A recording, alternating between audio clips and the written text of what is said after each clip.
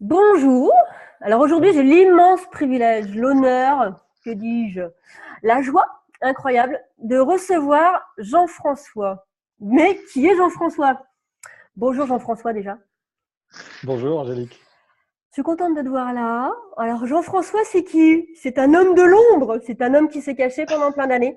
Et aujourd'hui, il est dans la lumière. Jean-François, c'est mon associé, mon business partner depuis 2 ans.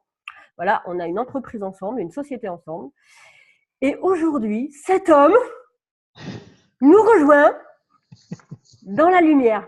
Voilà. Donc, c'est un moment merveilleux pour moi. Peut-être pas pour lui, mais en tout cas, pour moi, c'est merveilleux.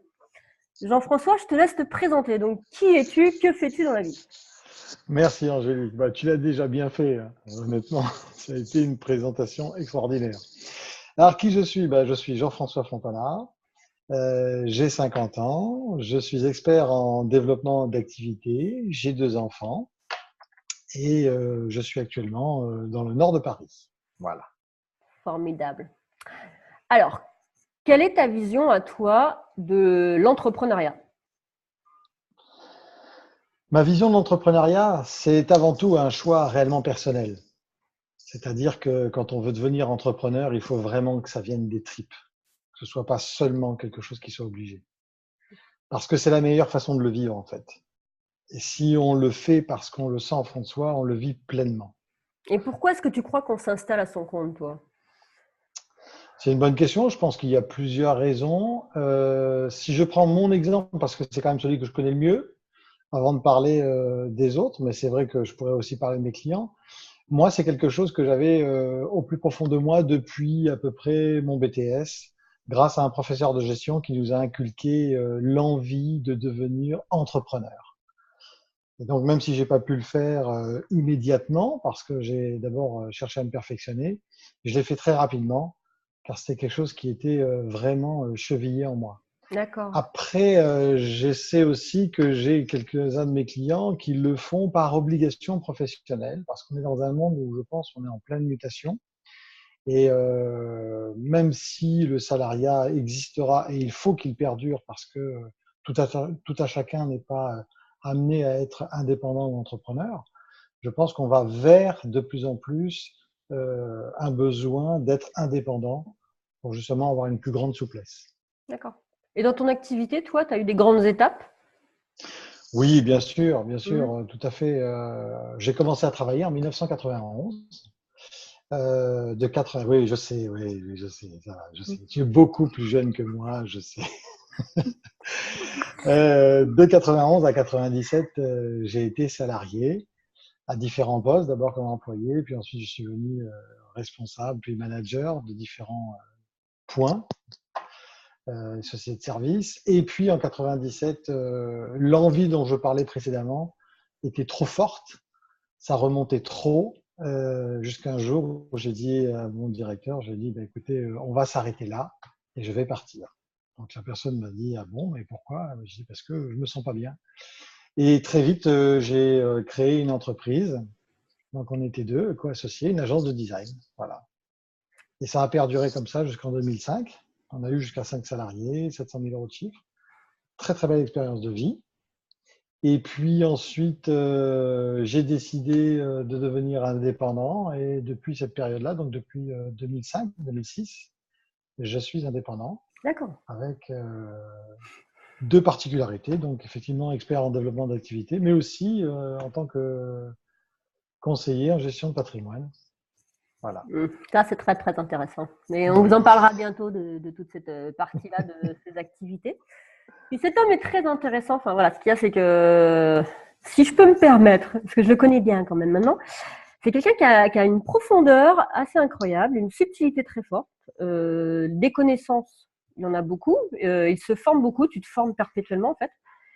Et il y a toujours un truc de oser, être à la hauteur de qui on est en fait. Il y a oser te mettre en avant, oser partager ce que tu as partagé.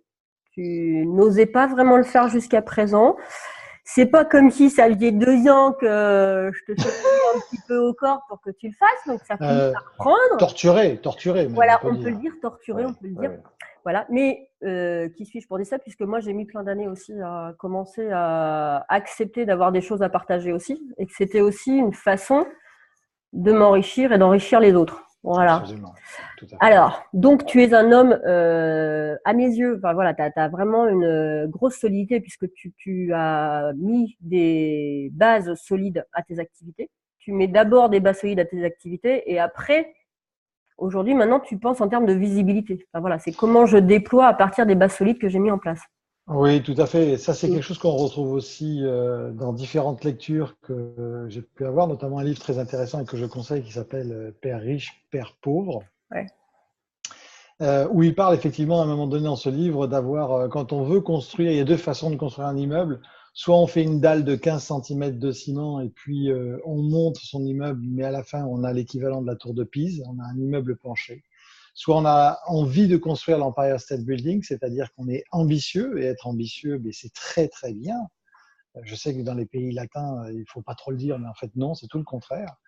Il faut pas s'en vanter, mais il faut pas avoir peur de se le dire à soi-même. Et donc si on veut être ambitieux, eh bien, il faut une dalle de 50 centimètres. Et effectivement, moi, ma dalle, j'ai dû la construire avant aujourd'hui de me mettre un peu en lumière, même si j'ai changé beaucoup avec toi. Ouais, tu sais pourquoi est-ce qu'on se met en lumière, toi? Pourquoi tu te mets en lumière aujourd'hui? Alors, je pense qu'on fait jamais les choses par hasard. C'est toujours des moments de vie où vous avez une coordination d'éléments qui vous disent, bah, écoute, ça fait trop longtemps que tu te refuses de sauter le pas, passer le gué, être devant. Euh, Si tu veux vraiment répondre à tes aspirations, et les miennes, c'est vraiment apporter quelque chose aux gens, partager, diffuser. Je ne suis jamais aussi heureux que lorsque je conseille mes clients et que je vois surtout réussir mes clients. Là, je me dis, je donne du sens à ma vie. Ce n'est pas qu'une relation commerciale. Et donc, à partir du moment où on est dans cet état d'esprit-là, ça ne sert à rien de vivre caché. Parce que du coup, je vais créer mon propre mal-être. Voilà. Donc, il y a quelque chose d'un peu égoïste aussi à franchir le pas, mais ce n'est pas égoïste dans la finalité puisque c'est pour partager avec les autres. D'accord. Et justement, donc le partage, j'entends que c'est quelque chose d'important pour toi. Qu'est-ce qui compte vraiment à tes yeux? Ce qui compte, c'est d'éduquer les gens, Mmh. de les aider à grandir. J'ai moi-même, je suis plus du tout le même homme aujourd'hui à 50 ans que je n'étais à 20 ans. Et d'ailleurs, quand je regarde qui j'étais à 20 ans, je me dis, mon Dieu, d'abord, comment ai-je pu penser comme ça, premièrement. Deuxièmement, vu ce que je sais aujourd'hui, je me dis, quel temps de perdu. Et donc, j'avoue que quand je vois des jeunes gens entre 25 et 35 ans, j'ai encore plus plaisir à transmettre parce que je me dis, mais vous êtes dans la force de l'âge, allez-y, si vous voulez bâtir et réussir, vous allez y arriver plus vite que moi. Alors, ça ne veut pas dire qu'une fois qu'on est passé dans les cheveux gris, c'est Mais foutu. oui. Après, on est. Après, oui. On peut réussir à tout âge, Mmh. mais c'est mieux quand on est plus jeune parce que ben, on a encore plus de perspectives, plus de choses. Donc effectivement, aider les gens à grandir, les éduquer, les former et surtout les réinformer. Ça, c'est mon côté un peu Parce que ça, c'est une part de toi qui fouineur. est très, très développée. Enfin, moi, j'ai vu ça au fur et à mesure de nos discussions. Tu es très informé, en fait. Tu es quelqu'un qui, tu t'informes énormément et tu t'informes pas particulièrement par les biais classiques. Non, alors il faut Mmh. savoir que j'ai une télévision et elle ne sert que pour les vidéos on demande ou lorsque je regarde des films avec mes enfants. Ça ne sert à rien d'autre. Voilà, c'est un grand écran noir. D'ailleurs, il y aurait peut-être quelque chose à penser là-dedans en termes de design. Ça, c'est des soubresauts de mon ancienne activité. Mais non, non, surtout pas les médias mainstream. Il faut vraiment les bannir parce que c'est quelque chose de très, très mauvais. Voilà. Mmh. D'accord. Et En donc, comment tu revanche, t'informes, justement? en revanche, voilà, Mmh. ce qu'il faut faire, c'est alors on critique beaucoup Internet, mais je dirais qu'Internet, on y trouve exactement ce que l'on y cherche. C'est-à-dire que si on y cherche des choses horribles, eh bien on va dans le darknet et là on peut trouver des choses immondes, toute la lie de la société. Mais si en revanche on a envie de trouver de belles choses, eh bien on trouve de très très belles choses sur Internet et notamment des chaînes, je vais beaucoup sur YouTube, des chaînes que l'on appelle de réinformation. J'en pense une notamment qui est une chaîne d'ailleurs très particulière parce qu'un peu loin de ma façon de penser, mais c'est une chaîne de hackers qui s'appelle Thinkerview avec un Black Swan, c'est-à-dire un signe noir comme emblème. Mais ils ont l'avantage d'être très open mind et d'inviter des gens de tout horizon, à la fois politique, économique, philosophique. Et ça ouvre vraiment l'esprit et ça réinforme vraiment sur ce qu'est le monde, où va l'économie, ce sur quoi il faut investir, comment manager son entreprise, et ainsi de suite. Je suis contente que tu viennes à la lumière parce que tu vois, c'est beau ce qui se passe là. Bon, bref. Merci. Est-ce que tu as, enfin voilà, quels sont tes défis ou quel est le plus gros défi là qui se présente à toi dans ces semaines ou ces mois-ci? Alors, un des plus gros défis, c'est celui que je suis en train de réaliser avec toi, c'est grâce à toi, le passage à la lumière. Et Dieu sait, et tu sais très très bien, et pas Dieu, mais toi, tu sais très très bien la difficulté que ça représente pour moi. D'ailleurs, je te remercie aujourd'hui publiquement parce que grâce à toi, je suis en train de franchir un pas et donc je le sens à l'intérieur, ça se développe. Et ce qui est terrible, c'est que je vais finir par y prendre goût. Po, po, po, po, po, po. Ça, c'est la première des choses. La deuxième chose, c'est que j'ai décidé l'année dernière d'avoir une vision personnelle et une vision professionnelle. Ma vision professionnelle, donc là, les gens le voient, c'est-à-dire le développement, passer à la lumière. Même si j'aime parler devant les gens, j'aime faire des conférences, j'aime discuter. C'est vrai que passer en vidéo, c'est plus difficile. Mais du point de vue du professionnel, c'est développer l'entreprise que l'on a ensemble, la monter parce qu'en fait, elle est en totale adéquation avec notre ressenti à tous les deux. C'est-à-dire qu'il y a une vraie vibration quand on se met à travailler ensemble. C'est pas Ça du dépote, travail, c'est du ça envoie plaisir. du lourd, ça pour comme ça, voilà. Oui. C'est exactement ça. Et puis la deuxième chose, c'est que personnellement, je me suis donné un objectif.